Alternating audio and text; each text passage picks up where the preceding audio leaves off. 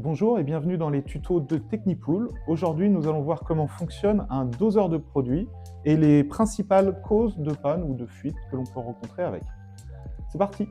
Donc le doseur de produits est un récipient dans lequel on peut mettre des galets de brome ou de chlore. Donc pour les insérer, vous ouvrez ce petit système, vous dévissez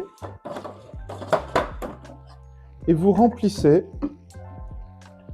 complètement la cuve avec des galets de chlore ou de brome. Vous refermez et vous vissez jusqu'au clic. Donc le principe de fonctionnement est simple. L'eau passe dans le doseur de produit suivant la flèche qui est indiquée ici, c'est-à-dire qu'elle rentre ici, elle ressort ici.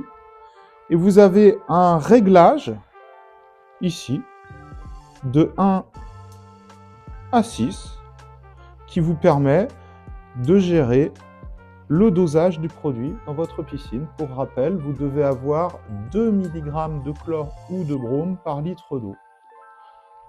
Et vous contrôlez ce dosage avec des bandelettes chaque semaine et vous affinez votre réglage en fonction du résultat.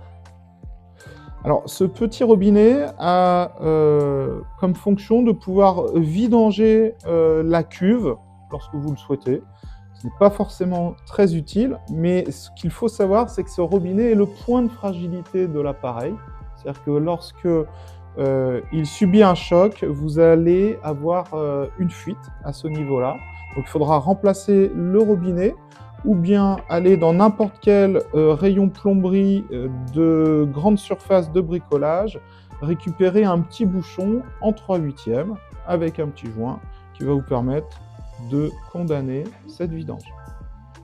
Alors, en cas de fuite sur votre doseur de produits, vous avez 4 zones à contrôler. D'abord, les 2 raccords, ici et ici, dans lesquels vous avez normalement un joint torique, ici et ici. Et donc, si vous avez une fuite, vous vérifiez le positionnement du joint torique et le serrage de la bague autour du doseur de produits. Si vous avez une fuite au niveau du robinet, 2 causes possibles. Le robinet a subi un choc, il est fêlé, il faut le remplacer par un robinet identique ou un bouchon trouvé en grande surface. Et autre possibilité de fuite, le petit joint là, qui se situe ici, qui peut être usé.